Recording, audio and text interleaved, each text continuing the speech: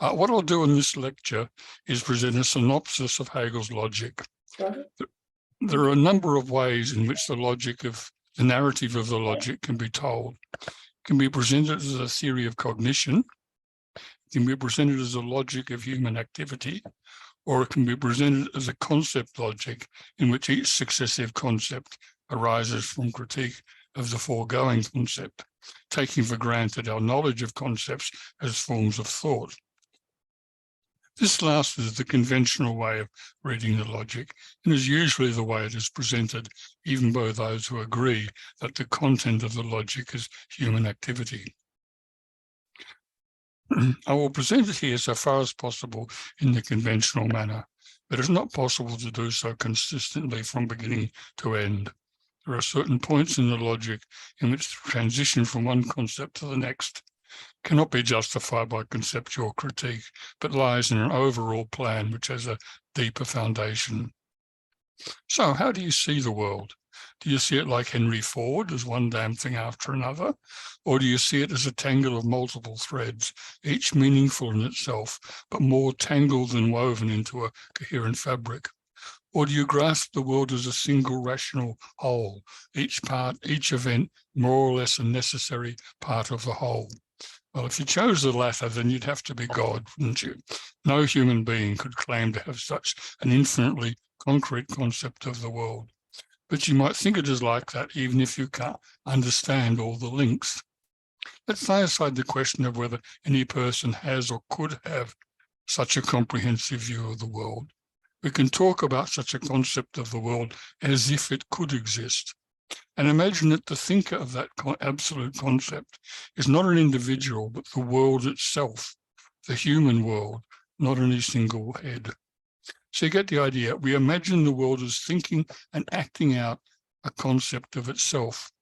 Now, even this concept cannot exist because there is no world subject. But think of this world concept as the product of the learning process of the coming to be world subject as it comes to be. Now, this concept, what Hegel calls the absolute idea. But it turns out that the absolute idea is nothing other than the journey which the self-concept of the world goes through to get there. No part of that journey is abolished. The destination is only the journey, and this journey is forever underway, unfolding. So the logic is the development process, the Bildungsroman of this world concept, a narrative in which the situations arise and are resolved, giving rise to new situations. It is intelligible in that sense, but not in the sense of some final destiny. The structure of the logic is 3 books: Being, Essence, and Concept. This structure represents a concrete concept reflecting on the unfolding situation and developing a new concept, which then merges into the existing concrete concept. Each of the 3 books concretizes one of the 3 processes at work here. The issue is that the first lines of one book are not given directly by critique of the last concept in the previous book. To understand these transitions, you have to understand the overall structure. In Being, the movement is indeed, as Henry Ford said, one damn thing after another. This is the conception of the world which has no concept of itself, no self-consciousness. Each concept arises and through criticism is replaced by another. It is the conceptual world of the sociologist who determines the state of the world through surveys, for example. The survey forms are designed so as to prejudice the response as little as possible, and there is no consultation between respondents. Everything is double-blind so that the researcher's expectations cannot influence the results, and the results are reported in lists of numbers under different categories like we run general elections. It self-identifies as the dumbest method of cognizing the world, formed without any reflection, in the belief that the results reflect an objective, unprejudiced picture of the world. A thoroughly un-Hegelian view of the world, of course, but truth comes from error.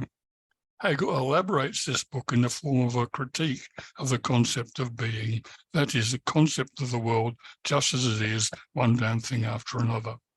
Hegel critiques the concepts which arise from this kind of thinking, qualities and quantities, by an immanent critique. The outcome represents a kind of almanac of the world, or rather, all the concepts required for such an almanac. The second book is called Essence, and it's a critique of the concept of reflection. It is the formation process of a concept, any concept. The German word for essence is Wesen, what gewesen means was or been. So this book tells the story of the concrete existing concept, which is the result of the past self-understanding reflecting on present being as each new moment comes forward. Here the concepts come forward in pairs corresponding to the process of reflection. Essence is not, as in normal language, the end point, what something really is deep down. Rather, essence is the endless process of going deeper, of peeling the layers off the onion.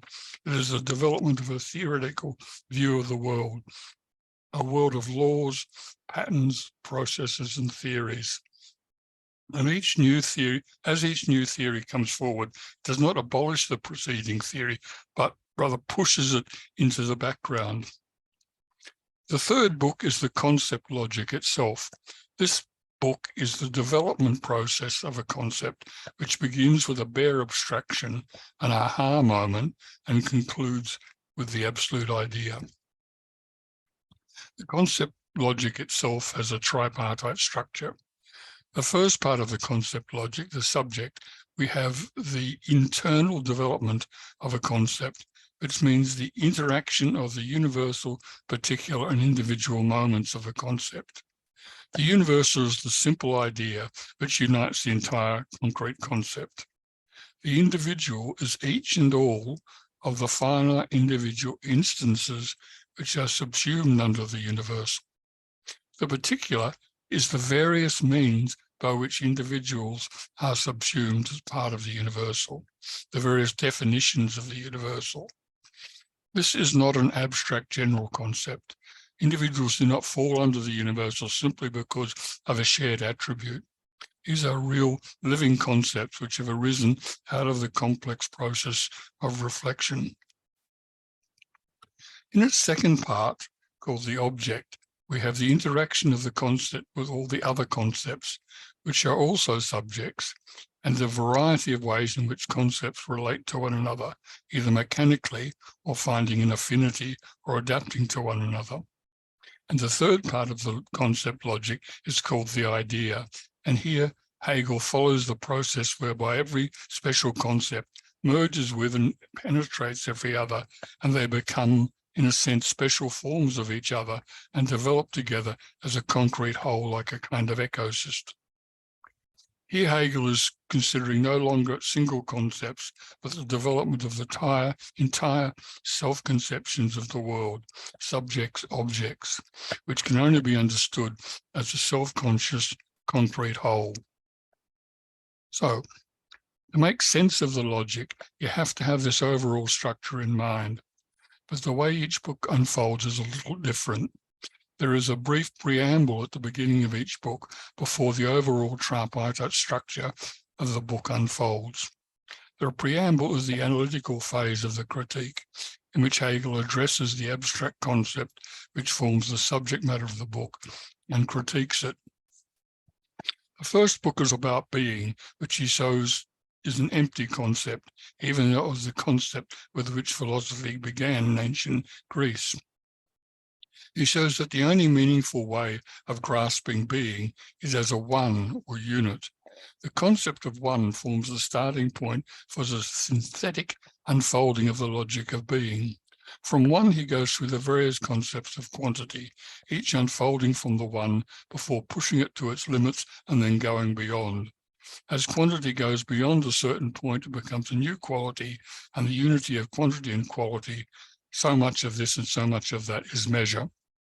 The development of measure is just to proliferate into more and more measures, leading to a kind of image of the world which resembles an almanac. Excuse me. It is like the picture of a community which you get from a phone book or the census, or for that matter, a general election, utterly lacking in theoretical or conceptual content, but nonetheless an accurate picture of the world. The systematic dialectic arising the systematic dialectic of being arises out of critique of the concept of the one. It is vital to understand the distinction between the analytical phase, which concludes with the unit, and the synthetic phase of exposition of the initial unit once it has been identified. In the second book, it critiques the concept of identity or self-reflection. It goes like this: identity, only meaningful if there is some difference, but it is actually diversity. But that can only mean some specific difference, that is an opposition, something which is the same and not the same, a contradiction. But every contradiction must have its ground. Ground is the truth of identity, which is determined by successive reflection. That is Hegel's analysis of reflection. You've got to excuse my telescoped coverage of a whole part of the logic there. You have to read the whole book to get it in a more expanded form. But if you think about that, that will make sense. Okay, to explain the concept of ground. If there's a difference, that is to say a contradiction, then there has to be an explanation for that difference. Every contradiction points to a contradiction at a deeper level, and that is its ground. So reflection is this process of endlessly searching for the ground of a contradiction in a deeper, more far-reaching contradiction. From ground, Hegel identifies a series of pairs of concepts: thing and matter, form and content, cause and effect, and more. Each pair emerges as a new problematic arising from critique of the foregoing problematic. The final outcome of this process of reflection is the array of concepts from which a theoretical view of some development can be constructed, but always on the basis of an existing array of concepts. It is like a comprehensive textbook of social theory as it is at one moment, or rather the concepts utilized in such a textbook. So it is a step forward from the almanac we got in the first book, but what it lacks is what you might find in a journal article when someone proposes an entirely new idea and a new concept of a problem being addressed. Essence is limited to reflection on the basis of an existing array of concepts. The transition to a new concept, the third book, is always a leap, an aha moment. The concept logic begins with a critique of a simple concept. On the one hand, it is merely a name, but instances fall under that universal name according to various particular criteria, such as their use, their connection with others, or whatever. But also, it is nothing other than all those finite, concrete, individual instances on whatever basis they are united. Consider a union, for example. The union, its branches, committees, leaders, and so on, and its base membership. This three-sided conception of a concept differs from the positivist two-sided conception in which individuals fall under the universal solely as the result of a shared attribute, like all plumbers belong to the plumbers union or something, full stop. So that the universal has no content other than the shared attribute. If a concept was entirely captured as a common attribute, then it's a redundant concept. Hegel's recognition of the inadequacy of any definition of a concept allows him to represent concepts in their full concreteness. The subject unfolds through the synthetic exhibition of the three moments, universal, individual, and particular. Frustratingly, it's only in the penultimate section of the Science of Logic, around page 801 out of 844, that Hegel explains the method of the logic beyond the endless repetitions that it is self-construing and so on. Only in these last paragraphs do we get an explanation, and then far from transparent terms. As a result, this distinction between analytic and analysis and synthesis is largely unknown and even denied by Hegelians. Hegel claims characteristically that his dialectic is simultaneously both analytic and synthetic, and not an alternation between the two. All well and good, but the logic speaks for itself. Admittedly, approaching any subject anew, the critic must be equally synthetic and analytic. The critic must follow the movement of the object itself, and the object does not come with ready-made signage for the benefit of the cognizing subject. But an understanding of the role of analysis and synthesis, and an understanding of how Hegel conducts each method of critique is more than a little useful if we're going to learn how to emulate Hegel rather than simply echo his results. Very often the analytical moment of the dialectic is overlooked because in studying the work of great writers of the past, the subject matter which the writer seized upon and conceptually reconstructed appears to be just given as if obvious or chosen arbitrarily. For example, Marx begins Capital with the analysis of the commodity, and on the basis of the contradiction between labour time and use value in the commodity, he is able to derive a dialectical concept of capital. But why did he seize upon the commodity? Why not the state or money or power or something? 16 years past his first reflections between his first reflections on political economy in 1843 and the writing of the Critique of Political Economy in 1859, beginning with the commodity. That process of identifying the one is the most arduous and least understood. In the book Hegel for Social Movements, I devote 90 pages to a step-by-step reading of the logic. With the book, the reader has the capacity to take their time and read through the quotes from Hegel and my explanations at their own pace and reflect. In the context of a lecture, I fear that you'd all go cross-eyed if I were to try to emulate such a presentation here. So I'll wind up and let's see what people make of it in the discussion. So I'd like some questions now, if I could. You must have questions about this stuff, and this stuff just totally flummoxed everyone by presenting the logic in 25 minutes. But let's see what we've got. Anybody? Pauline, we haven't heard from you yet. Oh, you're not planning on asking? Sorry, we have a question. Michael, proceed. Yeah, hi, Andy.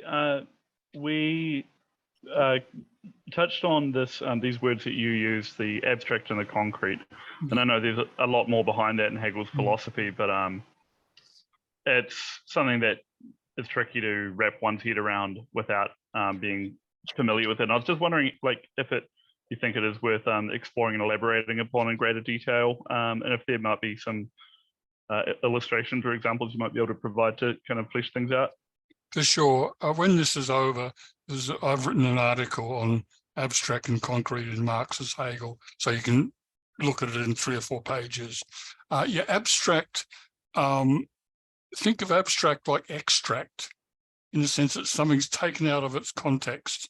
Therefore, what you've got is something very simple, because the complexity in a concept is derived from its connections with everything else. That's its content. The content of a concept is its connections with everything else. But when you extract something or you abstract it, you've just got a very simple idea. That's what makes it abstract. It's removed from the world. It doesn't have any earthly connections any longer. It's just abstracted. Concrete, on the other hand, means that it has many connections with the rest of the world. It's got its feet in the ground, right? Concrete footings. It's, as Marx says, it's the concentration of many abstractions.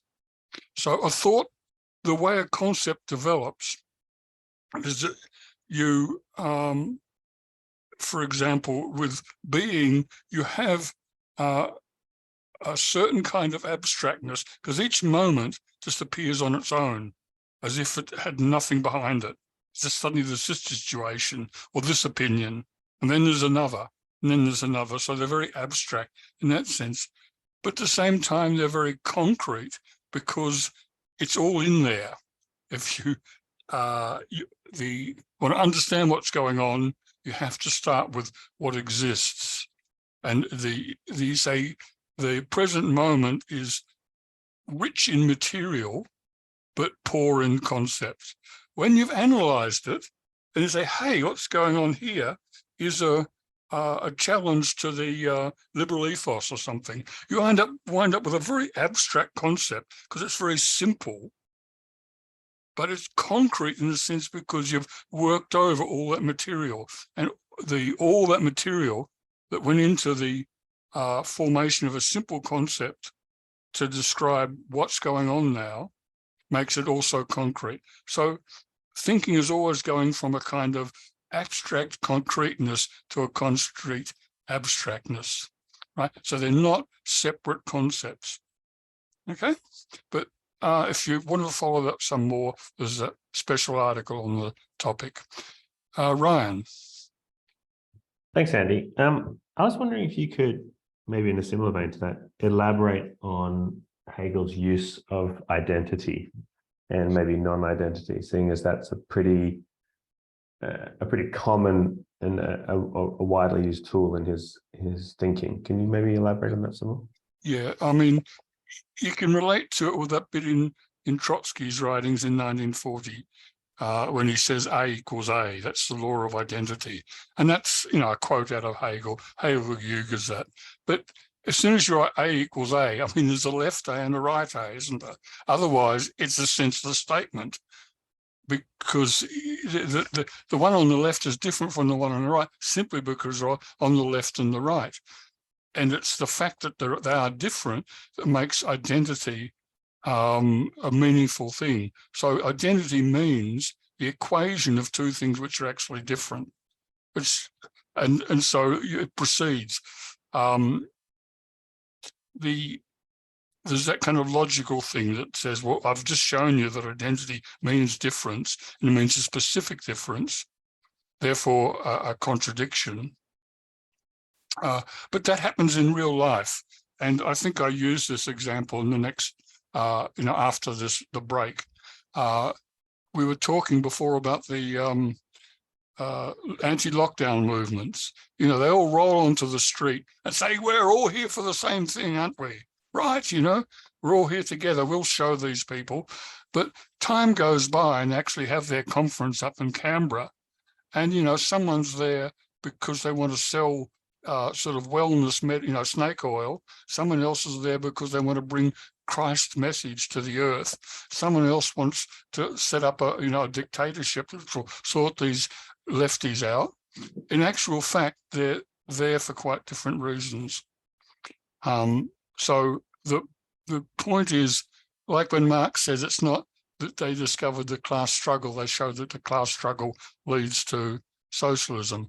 It's the thing about identity is identity leads to difference. So no sooner does the women's movement form than there's an argument between sort of glass ceilings and equal pay because of the class differences that are within the women's movement. And it's a necessary development of an abstract idea. We're all here together, that actually says, well, actually, we're not all the same. Therefore, it's not that the identity was a mistake. It's just that identity has to become more concrete. Yeah. And it's a necessary course of development of any idea, from simple to concrete as it reflects. Matthew. Hi, Andy. Thanks for that so far. I wanted to ask if you could expand a little bit more on the relationship between the quantitative and the qualitative, or where that jump from the quantitative change to a qualitative change takes place. And just for where my thinking was the last sort of week or so, I've been thinking about Marx's concept of value, and how, as humans, we naturally view things as having the quality of value, but but all of a sudden, in the bourgeois society, and probably before that too, the next question is, well, what quantity of value does this have? You know, we make the leap from the quality of value to the quantity of value. So yeah, I don't know. That's just where I've been thinking about. So I wanted to it's expand a on very that. important one. I think some people that, there's the famous saying of Lenin's that you can't understand Marx's Capital until you've read the whole of the logic. And so people can make a leap from there to saying, well, the logic begins with quantity and quality, so the capital must be, oh, look, it is. He's talking about quality of concrete labor and quantity of abstract labor, and sort of then get carried away on the identification there, which is actually erroneous. But the whole critique in the first phases of being is actually under the heading of quality. Like being, there's something out there, right? You think like you're in a train coming towards a large metropolis, and it's the early hours of the morning, the first light's just beginning, and you look out the window, things are flashing by, a farmhouse, a field, a tree, a little house, another house, a road, street lights, and gradually you start to see something emerging. And as time, here's a suburban street, tower blocks, railway sidings. We're coming into the center of the metropolis. So experiences like that, it begins with isolated moments. And so that it's just qualitative, but it has to develop into quantity. And the majority of the logic of being is a development of the concept of quantity. That's its real essence. Now, but it typifies a structure of Hegel's approach to any general abstract concept. And in fact, Hegel says being isn't a concrete concept at all. It's just an abstraction, right? And in fact, in its true historical meaning, it's an empty concept. So what he does in that series, which I think I rehearsed with you in this telescoped form last week, is he shows that the only meaning of, only way being can be grasped is in terms of a unit, right? So you have to, if you're going to grasp this messy, chaotic world out there that you're seeing, then it has to be by finding a unit. And a unit then you can count and you can form quantities. Now, of course, the quantities immediately generate new qualities.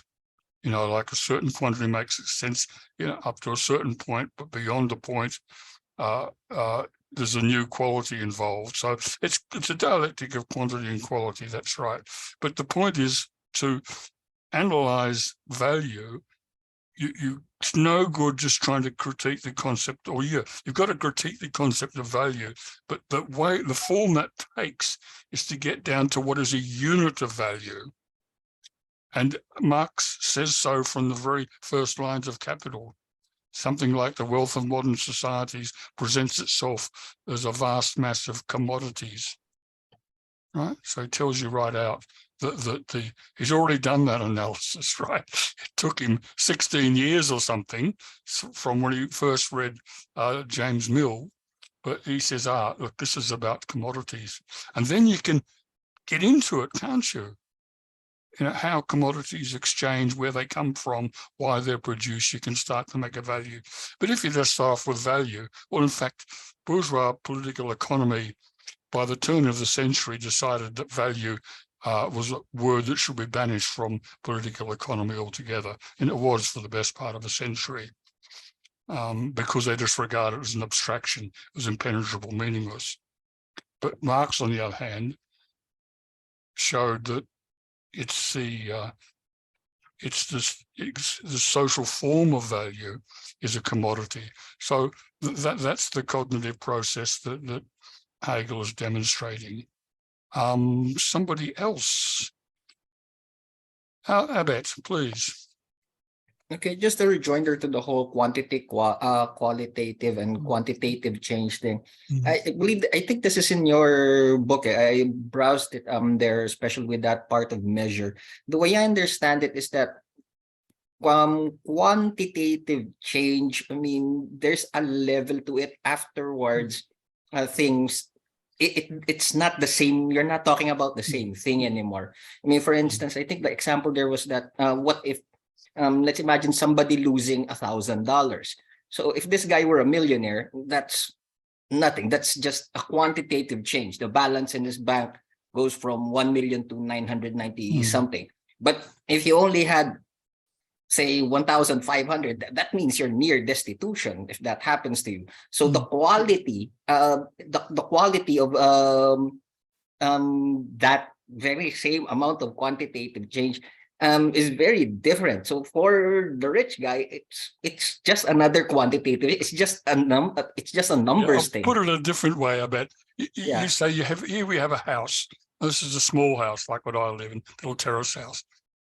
There's a big house. There's an even bigger house. There's a bigger house. No. That's not a big house. That's a mansion, right? Oh, here's a mansion. Here's a bigger mansion. No, that's not a bigger mansion. That's a public service building. That's a tower block or something. You know what I mean? And that's the way quantity transforms into quality. But the trouble is that this trope about quantity turning into quality was banged away by Hegel and elevated to the level of one of the 3 laws of dialectics. And if you want to make that, the basis of understanding dialectics, in the 21st century, it's not really good enough, quite honestly. It's a nice little thing to demonstrate, how one thing becomes another. It can make a point, but nowadays we live in a world which is so fluid. It's much more important to be able to find fixed points in that world than to demonstrate that things change. We live in such a different world than the 1870s and 80s, in which Engels wrote that stuff about quantity and quality. But your exposition was perfectly correct, nonetheless, I bet. Anyone else, please?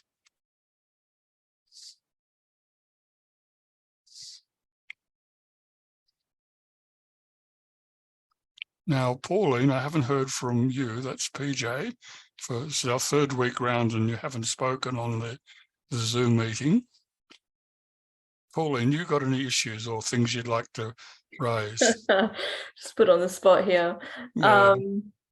So I have caught up on the first week, and so last week was the first one that I have attended live.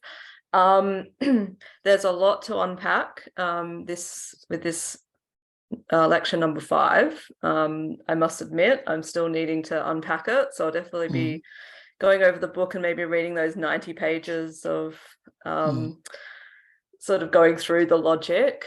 I think one thing that I think there's always an oversimplification of Hegel, and definitely this is a lot of it's quite new to me, where there's kind of this vulgar understanding that dialectical thinking is you have a thesis, then an antithesis, then a synthesis. And I really like that this unpacks that that's a lot more complex than that. And so this is sort of opening my eyes to how that can be quite a more complex and nuanced process. It's not the sort of oversimplified dialectics that we see in, I guess, popular thinking about it. So that's maybe a comment more than a question. Yeah, that idea about I have difficulty getting my tongue around these words.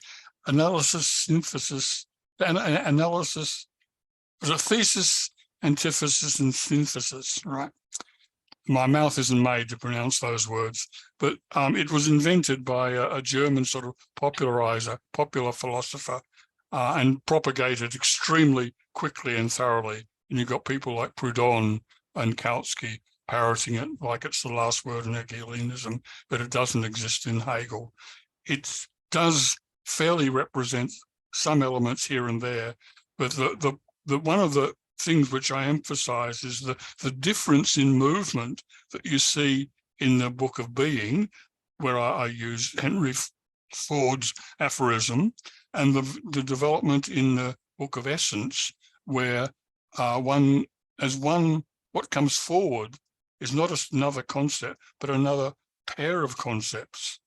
That you have a form and content, and then you have cause and effect, and then you have possibility and real possibility. So things come forward in pairs, and when a new concept comes forward, it doesn't abolish the previous one. That remains there, but it's pushed into the background as one problematic comes into the foreground. And that's sort of how theory develops. And then in the third book, in the concept book, the development is different again, because what you have then is a concept comes along, like a movement begins. Someone raises a demand, that whatever, what they call it, unemployment benefit or something is too low, and this is a big fault of the government. They should rectify it. So a campaign develops around that, and that enters into a whole series of existing concepts. So all the sort of what is it? I'm very bad at sort of improvising these metaphors, but you've got the welfare sector, and you've got the economists, and you've got the political parties, and so on. They all start pitching in on this, right, and saying, no, that's wrong. Yes, about time, or you haven't thought of this, or something. So then each new concept like that one comes along. It doesn't overthrow the existing state of affairs, but it sort of enters into it and forms different relations and merges with different ones, different alliances, and it transforms the situation.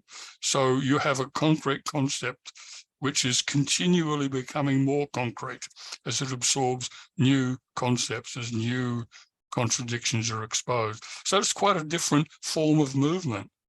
And if Hegel discovered there was only one form of movement, then he could have just said thesis, antithesis, synthesis, and then taken a holiday.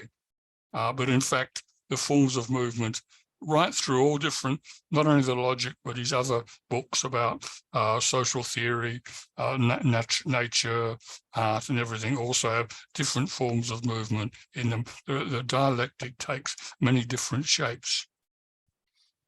Anyone else? Yes. Can I just quickly ask for a point of clarification? I don't want to jump in because Veronica's got a question. You mentioned that that notion was popularized and propagated by a German thinker, but you didn't say the name. Do you remember who that was? Yeah, Heinrich. He's something like Polly Boyce. The first part of his name I can't remember. The second part is B, A with umlauts on top of it, US, which is pronounced Boyce. I'll give it a Google. Yeah, Heinrich. Yeah, just make up a something Boyce, and you'll probably pick it up. Thanks, Andy. Janina, you look like you're about to say something. No, I'm taking in as much as I can. But it's a very big area. So I just noticed a couple of hands up. Ronnie, please. I just wanted to say to all the people here, because I'm an educator, I can't help myself, that this is pretty hard. And if people are feeling like it's a very slippery fish, that's all right. And I don't think there's anybody here that understands everything about this. Andy might be starting to approach a very sophisticated level, I think. So go you if you're here. And the second thing is that we're each approaching this through the lenses of what we already know. So we'll try and relate it to whether it's Marx, whether it's Vygotsky, whether it's Davidoff, whatever it is. I heard Engels, I heard all sorts of people mentioned over the last couple of weeks. And we will continue to struggle. And I reckon I could live to 92 and I still won't have all this sorted out. And it's okay. It's all right to feel like that. And that's kind of part of the joy of it. It's the joy of being here and being able to struggle with this together and to listen to Andy. So thanks for everybody contributing something. That's all I wanted. A bit of a cheer squad. Well done, Ronnie. Someone with a PJ, Pauline just put in, or someone put in the chat box the correct name of that fellow that invented the little slogan, but within a second, Steve. What Ronnie says is correct. And what you're describing is a learning process where we each have a certain concrete concept of the world. If come along here and I've thrown in another concept, and at the moment it comes in with a few scraps of things that you've drawn out of it, in a sense you've abstracted from the experience of listening to me some things, and then there's a concrete concept, your present knowledge, and then there's this impact, if you like. And I assume that anyone that liked what we're doing here will then read and will follow up the clues I've given, not only Mr. Charlie Boys, but other issues, to maybe read the Hegel book, to read about activity theory, and then develop more concretely. Steve. Oh, hi everyone. Sorry I was late to class, but thanks Veronica. That's I think identifying it as a struggle definitely hit through for me, and I think part of why this stuff is so hard is because it bumps up pretty hard against like common sense thinking of our society. And I just sort of noted two things in particular which I found compelling but challenging in that sense in the first in the lecture. One was the idea that essence, capital E, essence for Hegel, essence is not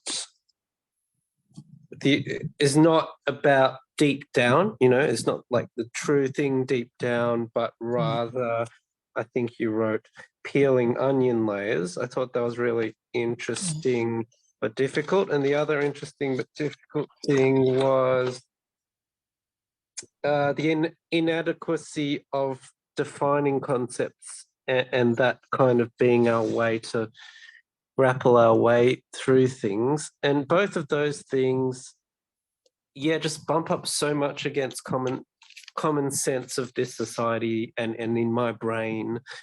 And I'm wondering if you have any thoughts to help us navigate those two Yeah, things. for sure. Thanks, Steve. They're two good observations. Let's start with the concept of essence. In feminist theory, there's a word called essentialism. And this is, if you like, opposition to essence in the old-fashioned meaning of the word, the normal everyday meaning, that given some set of appearances beneath that, there's an essence, what it really is. And essentialism in feminist theory is the belief that a woman is a woman. Stop arguing. What have you got between your legs? That's the end of the question. Now, since that phrase was coined maybe 50 years ago, of course, the understanding of gender and sexual politics has developed a lot. And that's so at one stage or another, the idea of what sexual difference or gender difference was as simple as what's between your legs. But of course, life experience, and not just personal life experience, but the unfolding of history itself, once you get critical movements come onto the scene that challenge fixed ideas, then you dig deeper and deeper, and we find that concepts like gender are extremely multifaceted. But there's not, or certainly in this instance, this is an ongoing thing. There's not an answer to what is the essence of being a woman. It's a very complex business. And so what Hegel gives you is the array of concepts which arise when you get involved in that process of digging below the surface and exposing the ground of successive contradictions, right? Remind me the other, oh yes, definitions. Yeah, look, as soon as you got someone saying to you, what's your definition? How do you define that? Then you know that you're dealing with a positivist, a mechanical thinker who wants to trap you into abandoning your dialectical understanding of a concept as something concrete and adopting some little definition, which will then reduce that concept to being a formal logical concept, of being a name for things sharing some attribute in common or some simple definition. But worthwhile concepts have multiple definitions in different circumstances, as seen from different social positions, as they've evolved historically. And if you know something about an issue, a concept, then you are aware of its history. You we had a little discussion before we got going about art. Now, anyone who's assessing a piece of work of art doesn't just see the image in front of them. They know the whole history of art, and they see allusions, not illusions, allusions to the history of art in a work of art. You know, they see something that's new, that may be undeveloped, but it's new, right? So the concept of art then is not a thing like giving a definition of it, but it's an historical practice. So it's going to put it, as soon as you get tied into giving a definition, like I think maybe last week I said the substance of human life is activity, and I said I'm not going to give you a definition of activity, because we're all adult human beings and we live in the world. You know what activity is. Now, to a formal logician, this is I'm obfuscating. You know, I'm being deliberately obstructive. But the thing is, that's what I'm going to start with, the general idea of activity, and then I'm going to critique it. If I instead say, oh, activity means X, Y, Z, then forget about activity. You go to my definition, and you're off on a tangent somewhere else, right? So refuse definitions. There are multiple definitions of any worthwhile concept. Rachel, what have you got on your mind? Hiya. So I just wanted to respond to you responding to Stephen there on the definition point. I agree with you, is the first point to be ultimately clear on. I totally agree that as soon as we start getting into definition games, you've sort of immediately lost any point of the discussion at hand. But this course is Hegel for social movements, right? And so to sort of step back a little bit, the modern, right wing are quite effective at maybe using naive definitions, vulgar definitions of their concepts to get popular support. And obviously over the last maybe 10, 20 years especially, you've seen really effective, and that's obviously not me endorsing them, just descriptive, effective use of social movements on the right have had effect on politics now, a lot more so than on the left, I would say. So with this in mind, how do you foresee, I don't know if this is coming up later in the course, but how do you foresee a leftist movement keeping the richness of understanding that you've elaborated here, avoiding concrete definitions, but also galvanize an effective social movement? Well, I mean, I can just contribute one thing. Yeah, I'm trying, in sense that my interest and my particular little thing that I throw into the ring for social movements is the time I've spent studying fundamental concepts, ontology, dialectical logic, and so on. I have to say that, I mean, people probably don't know me, but I haven't been, this is not what my whole life's been doing. I was an active trade unionist, member of left parties for all my working life. And then I retired in order to do this. So I've had the past 20 years to develop this stuff. And of course I wanted to retire. As soon as the numbers added up, who wants to go on continuing with wage slavery after all? But it was also a fact that I became intensely aware, having experienced the peace movement of the 60s and in the 70s, and the eventual collapse of Marxist sort of movements, socialist movement. It became obvious that we had to do some theoretical work. So I hope that while we're fighting on issues and we're fighting for human emancipation and we're extending solidarity to anyone else who's struggling, will be the more effective than we're clear about these concepts.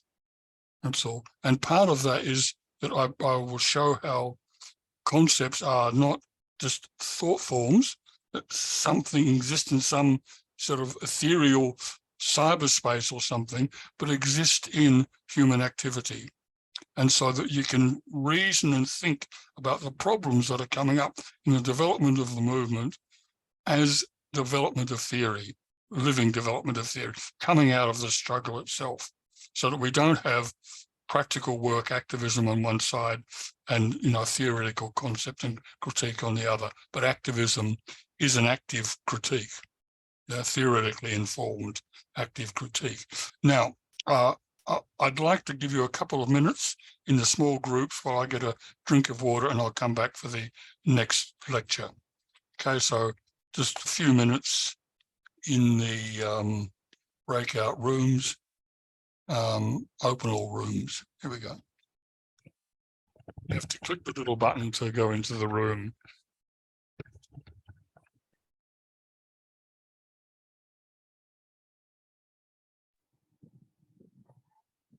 To the host, I think I might not be assigned a group because I came late. I don't know if the host is still there.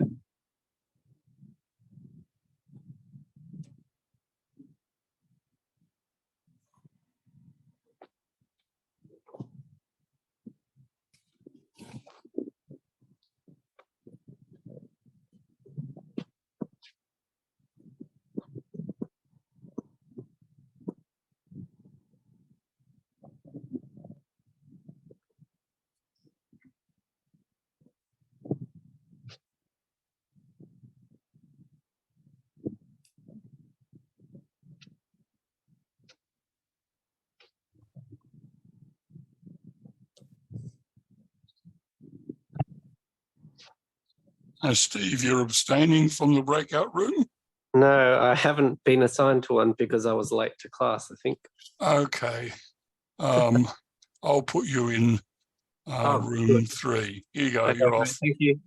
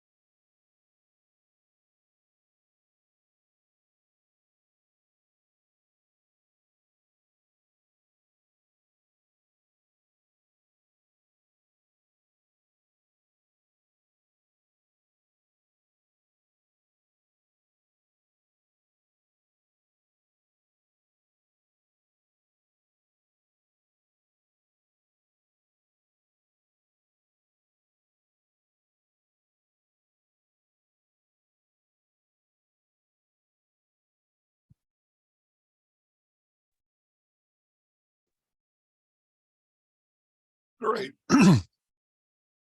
We're all back, I think. 4, 12, 14. Yes, I think we're all back. Okay, so I'll make a start again. Last week, I introduced you to the concept of activity and its units, activities. In the previous lecture, I presented a synopsis of Hegel's logic. While I presented the narrative of the logic as a process with a beginning and an end, Hegel points out that it is a circle which begins and ends with a totality. Initially, this totality is an undifferentiated whole, and the process of the logic is a conceptual reconstruction of that whole.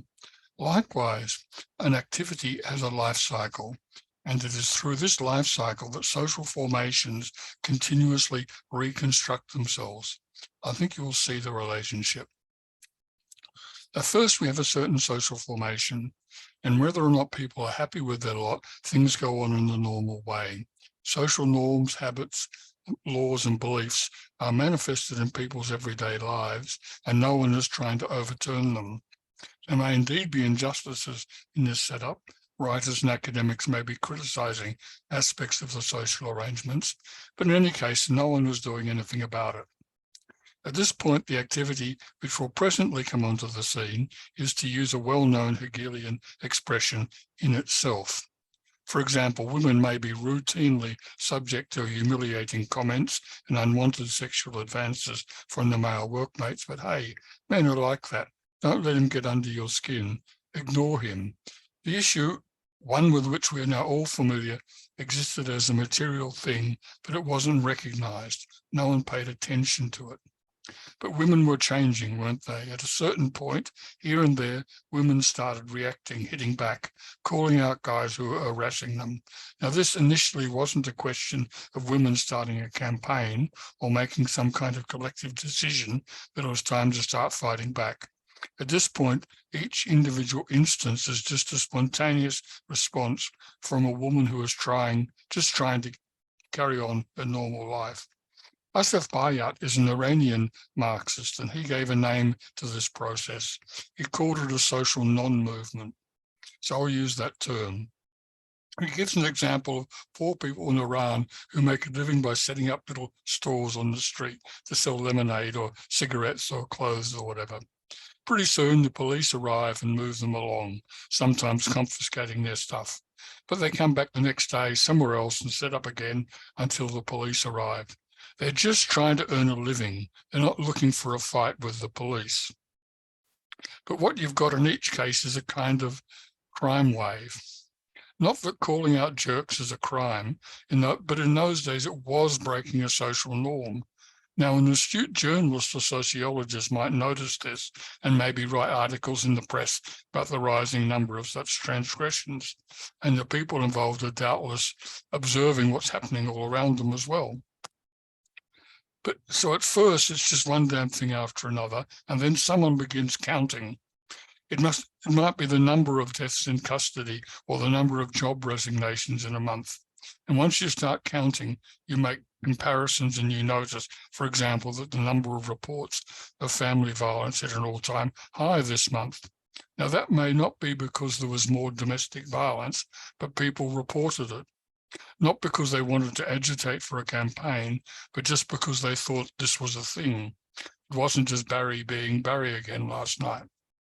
So the situation here is that something is out there and people have been counting it. It starts to be something which is recognized as a something, and the number of them is counted. At a certain point, this goes beyond just being an insignificant bit of statistics. A new quality, a new kind of thing has been identified. And for the people doing it, it's still one damn thing after another, which they have to deal with. But they read the papers as well. They know there is a wave of these things going on, but even the participants are aware of this, not as participants, but as observers. It's not driving what they're doing. They see others like themselves doing the same thing in response to the same situation, but they haven't reflected on that yet. There is consciousness, but no self-consciousness of it as a social issue among those who are doing it. So this is the first phase of an activity, a phase when in fact it doesn't exist, or more correctly, it doesn't exist for itself, it is just in itself. But it is more than pure being, a mere potential. It has reached the stage of objective existence with quantity, quality, and measure. It exists in the consciousness of observers, so many events of this or that kind, more or less, and for the sociologist, that's as far as it goes. Now, the people affected, one way or another, do begin to reflect on things, but keep in mind, nothing really happens because people thought this or thought that. The key thing is that people started doing something about it. At first, they didn't see what they were doing as challenging some social norm. They just responded, trying to get on with their lives. But then they saw that these experiences were not just personal. They reflected something about the way things are done. Something needed to be done about it. Not just their own individual response, something needed to be done about the law or the economy, about the way men behave or whatever. I like to illustrate this process of reflection, how it gets started like this. Someone puts up a poster or something and calls a demonstration or public meeting. And then when everyone arrives, someone says, we're all here for the same reason, right? This is the moment of identity. But of course, it doesn't last long. Well, actually, it might take a few years, but soon enough, people start saying, oh, I'm here for a different reason. I don't care about your glass ceiling. I just want to get the same pay as the blokes or whatever. And so a dispute gets going about who we are. Imagine there's an argument about whether to meet at lunchtime or after work. No one can agree. A contradiction develops over this question. Eventually, it comes out that people don't want to lose their lunchtime, but some people want to meet at lunchtime because they have to attend to the kids after work. So disagreements like this lead back to their ground. Once the ground of the contradiction comes to light, a solution can be found. And as successive differences come to the surface, the underlying social differences, which are the ground of differences within the movement, come to the fore and the movement adjusts. I say movement now because already we have an issue, a demand, an emergent concept, a critical of the status quo, which is beginning to be self-conscious. This is the social movement phase of an activity. When I say social movement, I mean that in the very broad sense. It doesn't just necessarily mean people marching in the streets, yelling things and waving banners. It simply means people collaborating together, objecting to something and trying to get it fixed. But it is by its very nature diverse. The women's movement isn't just the women's movement. It's radical feminism, liberal feminism, socialist feminism. It's a campaign for equal pay or against the glass ceiling or against male violence. All manner of different ideas, each with the ground in different contradictions in the social fabric, each with their own banner, all of them banging on the door from outside, trying to get a hearing. This is a kind of social cognitive process. It's unmistakable, a giant learning process with intense conflicts over the various theories and approaches to what is probably the same underlying problem, but seen from different social positions. The new activity, and here I'm using activity to refer to a countable entity, not the general substance. Even though the activity is still fractured into many parts at odds with each other, even though some of these currents may fall by the wayside altogether, I'm talking about it as an activity, but an activity which is going through a phase of being fractured and unclear and in conflict about its identity. The first issue for an emergent activity is that of form. What form is adequate to the content of this issue? Currently, the question of women's rights in Iran is taking the form of massive, very vigorous, but generally peaceful street protests. Previously, it took the form of women deliberately wearing the hijab in non-conventional ways. At one point, women wearing a long white scarf like Isadora Duncan, probably before your time, but still. Before that, it was just quietly appearing on the streets without a male relative, just because they had to. But is the form of street protest sufficient? Aren't the sheer version of communes the best vehicle for the movement now? Some women have gone into Kurdish Iraq and are training as an armed militia ready for combat with the mullah's police. Is this a mistake or is it just the wrong time? This is the struggle over form and content. So moving beyond the stage of simple reflection, which identifies the movement in different layers of the old society, different contradictions, we are now involved in the struggle of form and content. Not just the struggle of the content to find an adequate form, but also finding how to put appropriate content into available forms. Hegel deals at length with all the theoretical problems which arise in this struggle of form and content, just as he dealt with the problems of quantitative science in the logic of being, because these become real issues for the movement at this point. The next stage of a social movement is what Hegel calls actuality.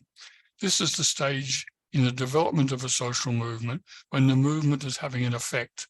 Changes are happening and they're getting resistance. Chains of cause and effect extend indefinitely and raise the question of reciprocity, of phenomena being the cause and the effect of themselves. The movement begins to pose the question of what is possible, what is a real possibility. What is the relationship between cause and effect? Hegel outlines a whole array of concepts which arise in trying to theorize complex social problems. The conundrum of form and content, cause and effect, freedom and necessity, possibility and real possibility, he deals with by conceptual critique. The thinkers in the social movement will recognize these conundrums, but the problems also manifest themselves in real change and transformations as the movement tries to find a way forward.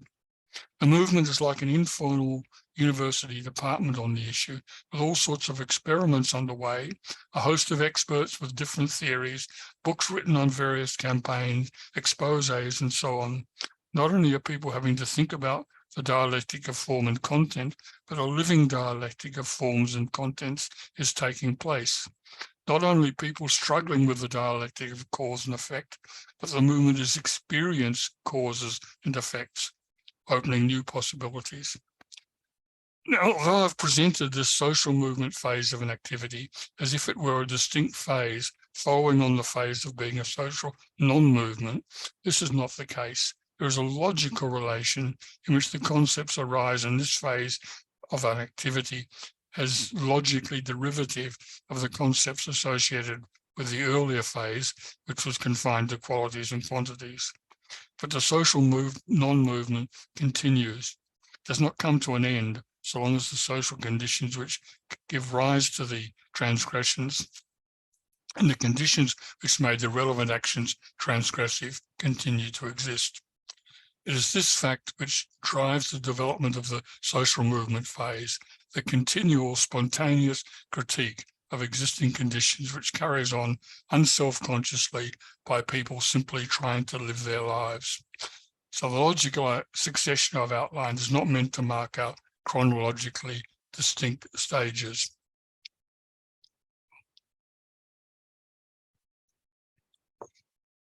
There is a moment in the development of a social movement. In fact, there may be many such moments in the case of the really great transformative social movements, but a moment in which someone puts forward a simple slogan, or very often coins a new word or designs a logo, but in any case launches a new concept. This concept is like the aha moment in a long and difficult research program. Suddenly, something which encapsulates the problem and its solution in a nutshell, and does so in such a way that everyone, both in the movement and beyond its ranks, says, yes, that's the issue. It might be a word like sexism or a hashtag which goes viral like Me Too, or it might be Gandhi's Ashoka Chakra, representing the hand spinning wheel, which is seen on the Indian national flag today. Classically, this moment marks both a relative unity in the social movement and the first steps toward the institutionalization of the movement's demand. The women of the late 1960s picked up on the idea of racial discrimination, which had been encapsulated in the word racism, and coined sexism. We're being discriminated against too. This new slant on women's position in society rang a bell, because anti-discrimination had already been established as a principle. So very quickly, this concept moved to institutionalization.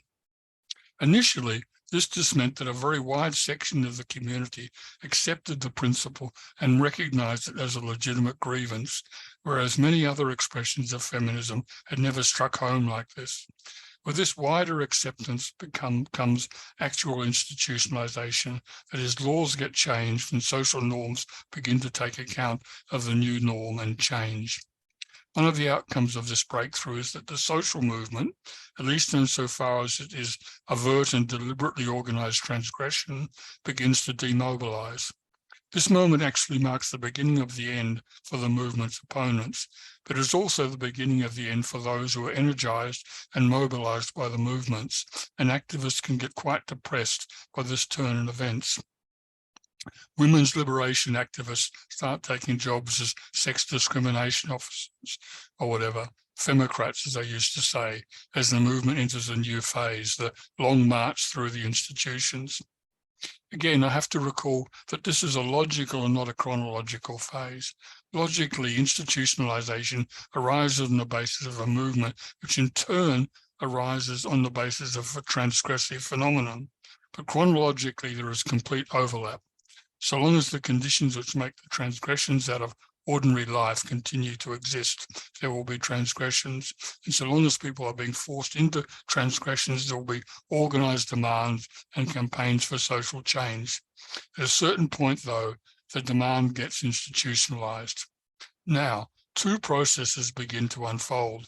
On the one hand, there is the internal change in the conception, which is becoming institutionalized. For example, when the demand for women not to be discriminated against, a simple enough principle, is accepted, what does that mean for the right to take out bank loans? Surely bank loans can't be obliged to loan money to single women.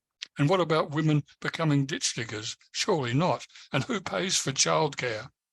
It turns out that what appeared to be a simple principle has many different ramifications when it's applied in different particular circumstances. And not only that, not every woman and not every man is in the same situation. Some women don't want to be ditch diggers and they don't want to play men's sport either. So from being a simple abstract principle, such as no discrimination on the basis of gender, the comment has to become extremely concrete and nuanced. That's the internal development. But how does that take place? First, the movement finds that the world is made up not just of us and them, but a whole range of other movements. Well, not movements, activities associated with different social positions. There are the Rural Women's Association. What does feminism have to say to them? There are the trade unions needed to win equal pay and other work rights for women, but they're run by men. There are all the different ethnic groups with very different ideas about gender relations and so on. So the first stage of development of the new norm and its relation to the world around it is that its advocates have to establish some relation, positive or negative, with all the other projects in the community. At first, this is a kind of mechanical relation. You don't try to change the Rural Women's Association or the Transport Workers Union or whatever, but you have to talk to them, do some deal, maybe arrange for a visiting speaker or something. In doing so, you learn about the different meanings of the core demand for different particular projects already at work in society.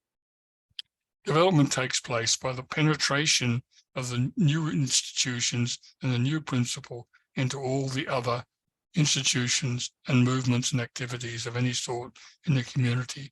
Women found themselves up against a male-dominated union movement, which is quite willing to make common cause with the employers to block women's access to male jobs, equal pay and maternity leave and so on. But what this led to is not workers against women, which is an absurdity, but the penetration of the trade union by the women's movement, setting up of women's committees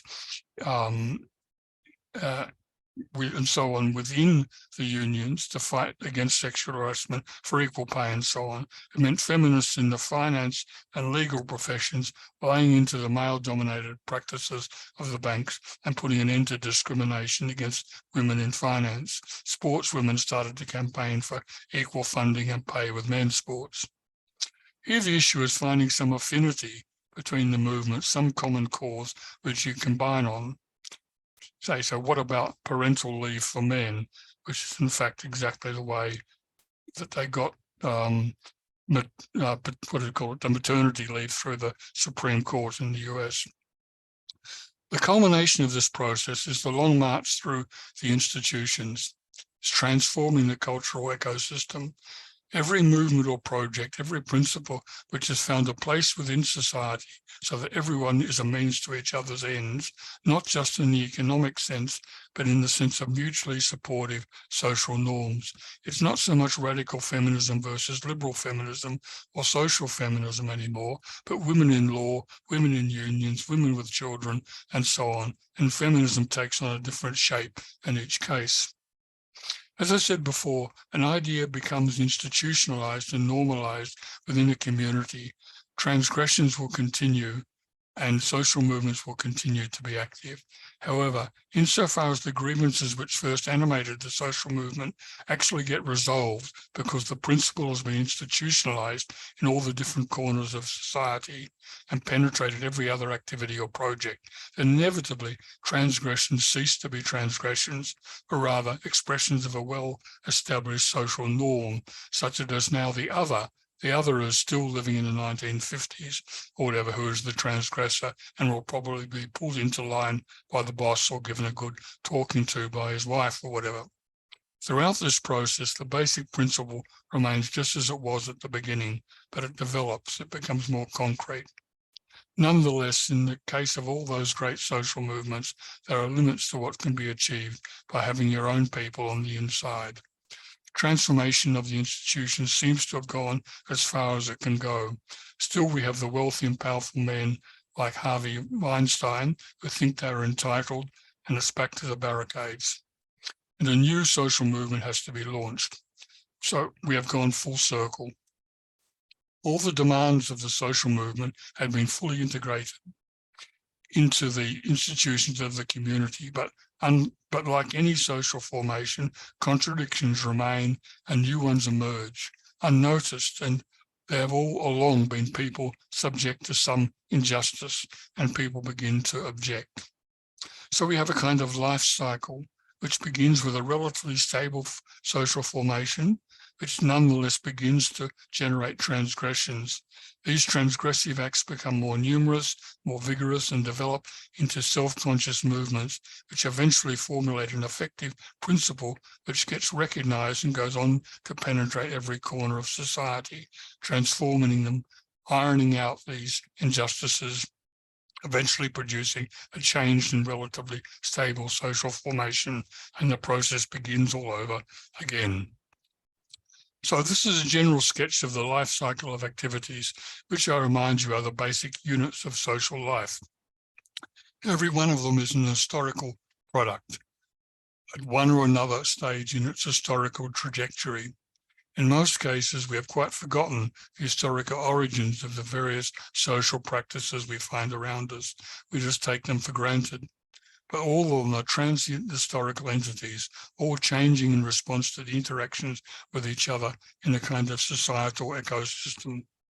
I hope that I've been sufficiently transparent in the way I've presented this outline of the development of activities that you will have recognized the similarity to the life cycle I presented in the synopsis of Hegel's logic. Next week, I will explore the relation between concepts and activities.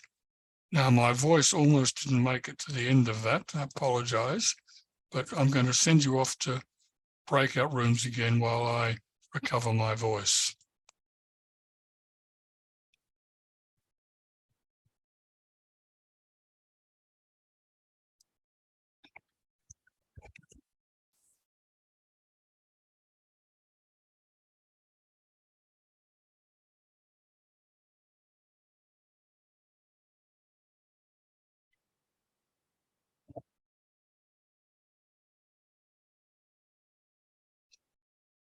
Now, some people have not gone in, so I'm going to, all right, Peter. Oh, Janine has gone, good. Ryan, putting you in room. Oh, you've not gone into room 2, Ryan. I don't know why. But anyway, I won't force anything.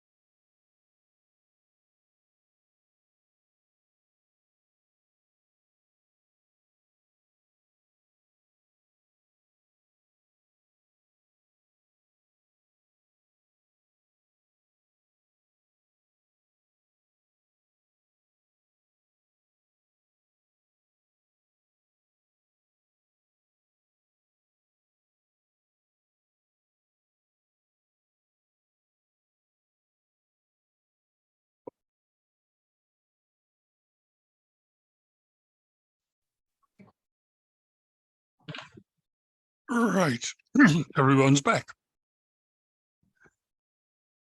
Okay, I've had a little bit of time for my voice to recover. Have we got some questions? I presume that you can't have failed to notice those two lectures were virtually repetitions of each other. One was about the development of Hegel's logic, the other about activities. And of course, it's no accident that they're almost repetitions. Ronnie. I was saying to the people in my little group, I now have a burning desire in the vein of becoming more concrete. I'd quite like to see where someone is working with data or building an argument even, which demonstrates how someone forms up. They're digging around as an analysis in contradictions, the shifting ground, I guess, as you keep digging into contradictions, they become more overt, and then the ground shifts again. I'd quite like to see this in action in someone's work, and I'm aware that any of us here could go searching for a thesis or a piece of work, and that it might not be a very good example, and you can waste a lot of time looking at a quite poor example of someone's work. So I was wondering, Andy, if you knew of any strong examples of this kind of analytical or even philosophical work that some of us might be able to go and look at just out of curiosity, to see how someone else has struggled with the data. Okay. Generally speaking, you find different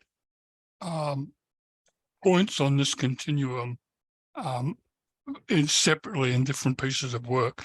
Now, you're an activity theorist, so you would know that the main way in which activity theory is developed is through formative interventions. So you won't find many papers written in that discipline that actually just give you statistics. Right? It's to activity theorists, that's regarded widely as a pretty dumb way of doing research, just collecting statistics. But what activity theorists do is that they're aware that there's a problem, and you enter into that and you try and resolve the contradiction of someone. It might be someone like a group of people who are systematically failing to graduate through teachers' college or something. So yeah, okay, you have to collect some basic data. So you track down all the people that have stopped halfway through their course, but you're not just going to get much by simply counting how many of them were, and how many were women, how many were mature students, how many were immigrants or whatever. That's like really sort of usually just tells you what you already know. But what you're going to do is you try and work out a way of overcoming the contradiction. You ask them, why did you stop the course? So that will be the sum. You look at that contradiction where they entered the course in order to become a teacher, and then at some point or other they decided not to be a teacher. So there was a contradiction. So what someone else, like you might be Mr. Piketty, who's written this famous book about capital. I don't mean Karl Marx. This is a French guy that wrote a book called Capital more recently, and it's sort of 500 pages of statistics showing how the more developed capitalism has become, the worse inequality has become. And he does this in 1,000,001 different ways, and it's, of course, very effective. Even Wall Street bankers start thinking, Jesus, am I really doing something good here? So it'd be unusual to find the whole range of things, of moments in a single research project. I really admire those people who, in activity theorists, in that domain, who do these interventions and actually change the way the system works in some part of the world, because they're not just being observers, they're participants. right? And that I'm certainly, this type of science I'm talking about here is essentially science for participants, not for observers, because observers can't really go much further than statistics and so on.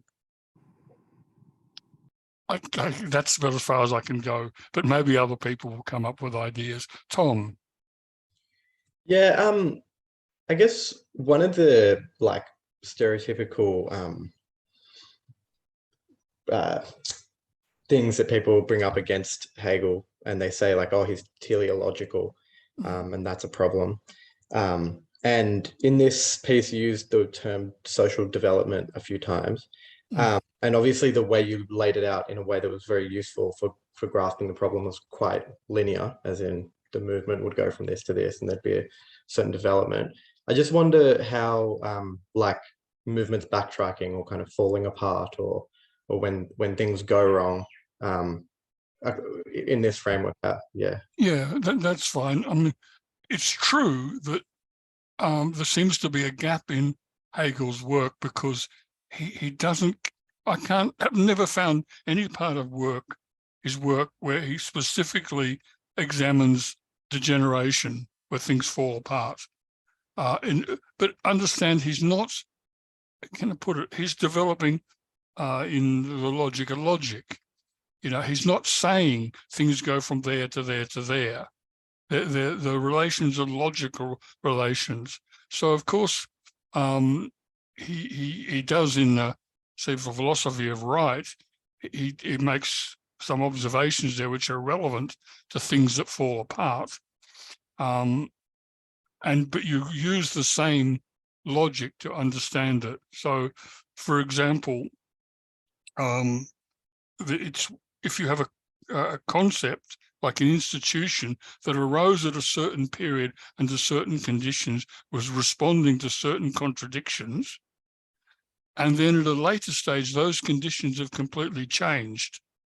And that's no longer a constitution a contradiction which adequately characterizes what's happening at the time. And an institution may then find itself like stranded in the sense that they're a leftover from bygone times, and necessarily then they'll degenerate. How does a degeneration take place? Through the penetration of social movements into institutions, right? So even the degeneration of institutions is itself a development process. Okay. As to the critique of Hegel for the teleology and so on, look, people that want to put Hegel down, you go to the last sort of 3 or 4 pages of a book, and where he talks in very grand, sweeping terms, you know, and you think, this is what this guy is all about. But the point is that the absolute idea is only the journey. Absolute knowledge, the final point of the phenomenology, is understanding that you are nothing other than the product of that history, awareness of your own history, right? So his ideas of teleology are extremely sophisticated. The natural world is full of striving, even little amoebas striving to get to their food source, striving to find, interact with in some particular way they had to. And the ecosystems are formed through individual organisms that are striving, they're struggling, right? That's called, like the natural will. So the thing is, teleology, that is action for a purpose, is everywhere in nature. It's not imposed on the world by God, by some outside force, by the great architect, right? The teleology that Hegel sees in the world is that natural striving of everything to maintain itself and to expand itself. It's just a feature of the natural world, yeah, striving to survive, like everyone, I think, would accept surely that Darwin wasn't a theorizer of teleology. He explained, in fact, how evolution of the species is a natural process. It's not a design process. But how does this natural selection happen? Because creatures are striving. If they didn't strive to reproduce and to raise their offspring, then you wouldn't have natural selection. So I just say, look, don't just read the last page, follow the journey, and then you'll understand the last page better. That's sort of my answer to all the, the postmodernists that want to shit on Hegel. Read the whole book. Matthew. Hi, Andy. Thanks for a great lecture too, by the way. I think my question's sort of going on from Tom's one a little bit, but I was wondering if you had, I've been sort of wondering about like a Hegelian sort of account of backlash to social movements, particularly, it seems like a very common thing these days, and like particularly, particular example of feminism, it feels like, the women's movement sort of gets, just a little bit of ground, sort of becomes complete human beings a little bit. And there's, this vitriolic, violent sort of backlash to it. And it feels like this is the moment of actuality. Yeah, and it feels like, just like every 30 years, we're having the same arguments that we were supposedly resolved, 30 years ago, but they're back again and we have to have it all over again. So I guess I just wondered, what you had thoughts about the backlash to social movement. Yeah, I think in Lenin's philosophical notebooks, he underlines this passage that the contradictions is the source of all life. And this is certainly the case. Without contradiction, there's no life, there's no movement. I think that's right. The phrase was contradiction is the source of all movement. So, of course, a movement develops, say, for women's emancipation, like maybe particularly in favor of affirmative action. And a lot of men will come out of the wood and say, I got this on merit. What's this business of affirmative action? I'm opposed to that. That's not really a matter.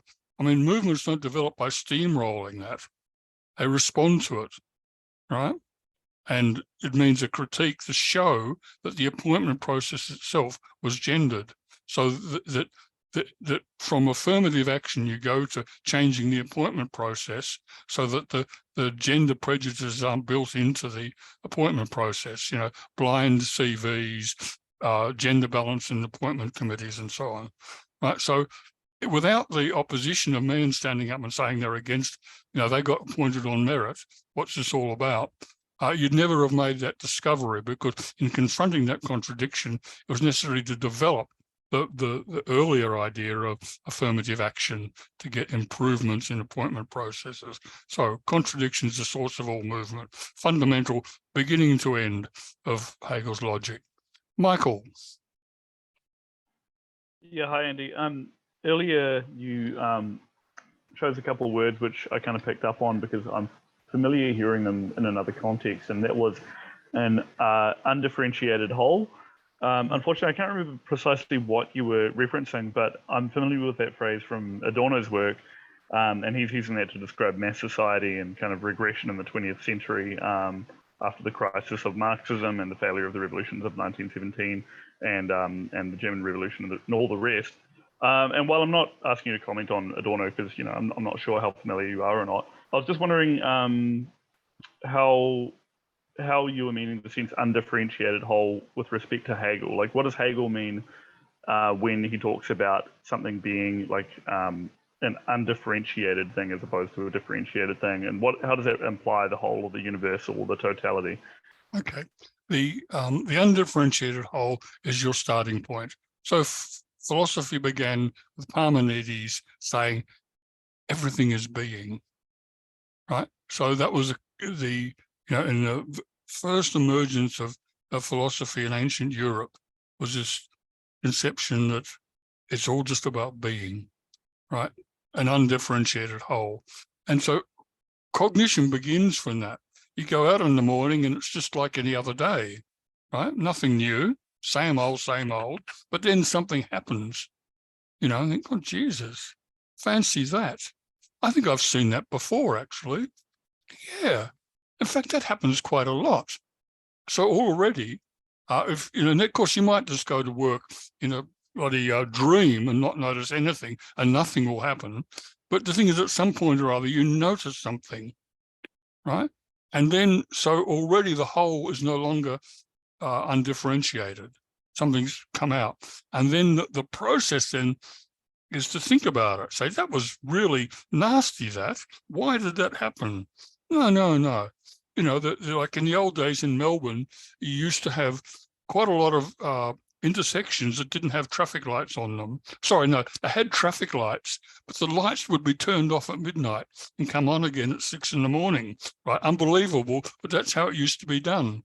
And my mother actually had an accident on one of these intersections. And being the sort of person she was, she didn't just pay her fine and say, sorry about that and do it again. She challenged it and she went into court and say, there was no way of knowing that that was a dangerous intersection.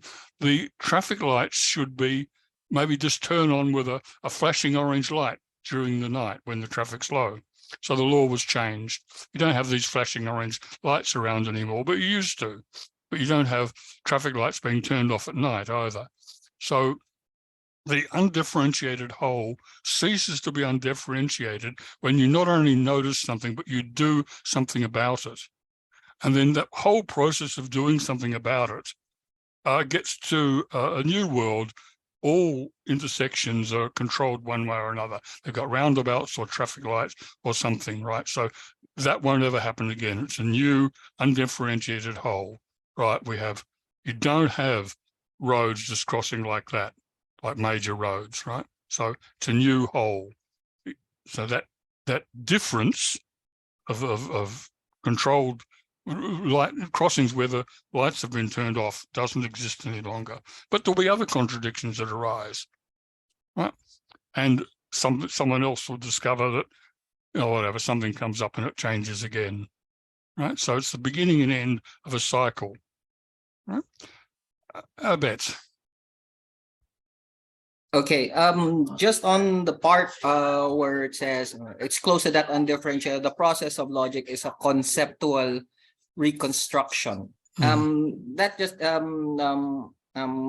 resonated with the idea, particularly with that concept you put in, that this is not a chronological thing, it is a logical thing. And it's pretty much in one of those critiques against the idea of positivism that I found really interesting, because in most cases positivist sciences are, as you said, concerned with things like statistics and stuff like that. They're concerned with constant conjunctions of events, which puts things in a very chronological way, that this must come first and this, and that kind of regularity defines the world, and it defines how scientific inquiry is to be done, which is very different from this whole idea that they can they overlap, and such that the relationship is more of a conceptual reconstruction, such that natural necessity is not just these constant conjunction of events, these regularity of patterns that can be observed, but rather how they can be reconstructed in thought, and that such that the conceptual also with experience, that is what exhausts what is apparently naturally necessary. Yeah. So the conceptual reconstruction is like, well, we could say that Marx's Capital is a conceptual reconstruction of bourgeois society, or the market, if you like. Of course, it's incomplete. The guy died in 1883 and the world carried on, but he started off with just statistics and what Engels could tell him about how business people operated, and you had just sort of this raw data, and now all this raw data, it's meaningless. It's just rich in content, but poor in conceptual. And then you start off with a simple idea of value, surplus value, necessary labor time, and you build up a new picture. So if you ever got to the end of that, which of course he didn't, and you never would, right?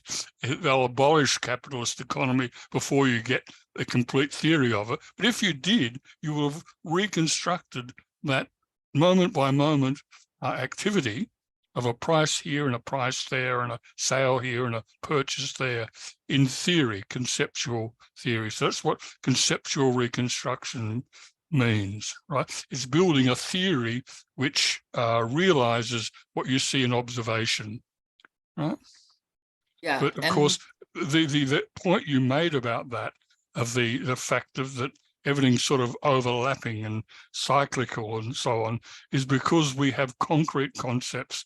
I've not just got these simple definitions. Because if you stick to the positivist, logical positivist, simple definition, you can't get any development at all. Everything is just like a sort of like a billiard table with balls bouncing against each other. yeah, and that idea of always looking at truth in science as the description of regularity, that doesn't imply any development, because it's like it's the thing that particularly I'm pretty critical of when I look at econometrics in economics, because when you keep looking at these things, you're only describing things that are actually being done today. You're not looking at things conceptually about what else can be done. You can, of course, we can observe that inflation's going this way, but you're looking at a current state so of one affairs. unusual event, something that didn't happen the way it usually does, could be the beginning of a whole insight about how the system works. It may have only been 1 in 100 cases, but you see that one, you think, oh, how did that happen? It's not supposed to happen. And out of that grows some insight. Now, oh, yes, Pip, good. I'm glad you had your hand up. I was going to dob you in if you didn't say something. Thanks so much for the lectures, Andy. So cool to hear you talk about all of this, and to begin to bring in the social movement, I guess, element as well, and how it kind of mirrors Hegel. So I really appreciate that. I don't really have any questions. I was just going to say, I just find it interesting the way that statistics is spoken about, because I don't know, I guess I just think that it gets almost pigeonholed, or it seems like people maybe don't really know exactly what it is. Not to be like harsh, but my partner studies statistics, and I feel like statistics is basically a set of like complex mathematical formula which brings in formulas which bring in social concerns, such as what level of regularity or irregularity is relevant to your study. And I just think I'm not sure exactly how you could study irregularity or contradiction without viewing regularity. And so there needs to be some kind of mechanism or equation for understanding what regularity even is. And that's how you end up observing irregularity. So I'm just not sure exactly where the skepticism for scientific method as a sort of basic thing comes from, such as statistics, like, for example, statistics. Okay, look, I'll have to stop. I understand why I've got a couple of minutes. I understand the critique of the institutions, but yeah, I'm just wondering if maybe we could draw that up next week or something, how science, which Hegel does speak about, isn't just, it's not like scientific institutions are just all bad. And I don't think that's what Hegel would have. No, on the contrary. What we're talking about is science.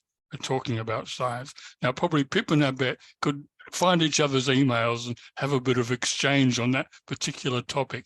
Look, I've done statistics. I used to teach it many, many, many, many years ago, and it's a fascinating science. And that the point is that it gives an observer's picture of the world, right?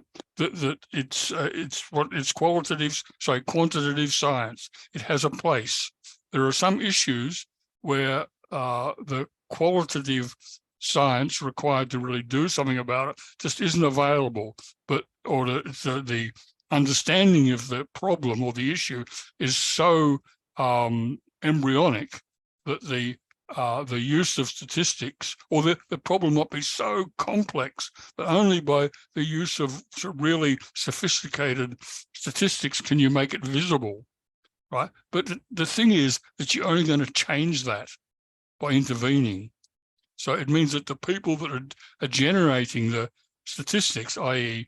are the things that are being counted, have to start doing something different, and that I talk about statistics as basically observer science, but what's required is participant science, and getting the statistics to change because people start behaving differently is a whole layer above the question of getting a good picture of reality through statistics. Yeah, it's a whole leap from that. So all the stuff about statistics, Hegel spends a massive amount of time going through. I mean, statistics was ultra primitive, didn't exist as a separate science in his day. But he deals with calculus and a number of other things at enormous length in the first part of the science of logic. You know, it doesn't dismiss it, but the thing is, it is not, it's an observer view of the world, not a participant view. But what you change the world by participating, and knowing that you've been counted is small compensation to actually changing the circumstance you're in. So sorry for rushing you a bit there, Pip. I'm glad you got that in. You know, I have my own love for statistics as well. I'll see everyone next week, I hope, and we'll have the new reading up for next week, as I say, within 24 hours, and we'll make this exploration a little bit more concrete. Okay, so thanks all, and we'll see you next week. Thanks for that. Thank you, Pleasure. Andy.